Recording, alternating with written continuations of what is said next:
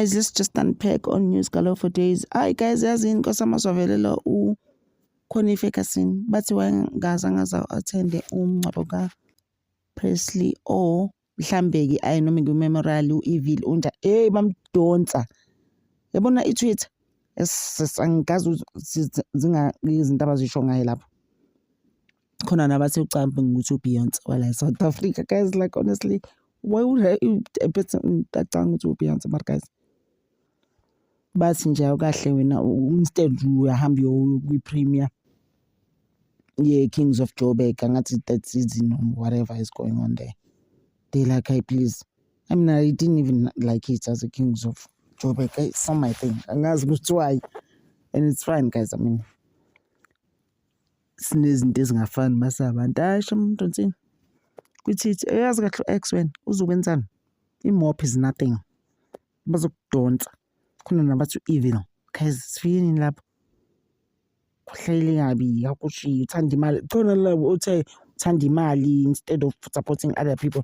Guys, yazini lezi zinto ezikanjalo angeke sikwazi ukuyingena because there's a chance also guys ukuthi mhlambi uyile ukuyibona ifamily sambona uyibona leyo nto leyo zange sizembona chances are was excuse awasho ebantwini ukuthi I know I'm here but mhlambi ngeke ngizokwazi ukuza for umncwabo. Guys, asikwazi ukudonsana nabantu ngapha uyakhala owami futhi ukhalela umngane wakhe ugogo Manzini ngapha bathi abanye uyaphila. Guys, yazini unezikweletu, she's got so many debts ukoleta abantu abaningi kabi loyo balekene nabantu abantu isigebe of esigeleke umkhulu ukuthi baleke nemali zabantu. Guys, I'm just like sazilaphi bathi ayaphila loyo ngosike ngapha bathi angazi ngambona ulindakile bathi wabhicha ulindakile vele wenza enye video ke lapho kulo video wathi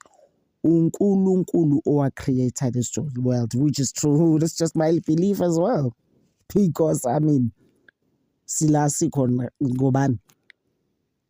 Only God created everything else. So angikazi ke naye ukuthi besesho ukuthini lapho but ngathi uhohari iskempetsa awusi othokofetseng hore. This lady wathi mina uzongibhewicha. Hey guys, wakhala wami ikhalela umngane wakhe ugogo Manzini. Hey futhi kwazi kwanzima Nkosi. Wakhala uthi like she's done 2 videos ekhalela umngane wakhe. Shame she went on to say nje ugogo Manzini was so good to her and who in their right minds can do a video ngomngane wakhe osanda ukushona. She needed time. Only now she's breaking her silence. And shame, she is fra, guys. Bekumngane wakhe, they've been doing work together. They took a break. That's what she says. They took a break because ugogo Manzini got so busy, so doing 2 videos together. Uthi nje shame mina uyamkhumbula umngane wakhe.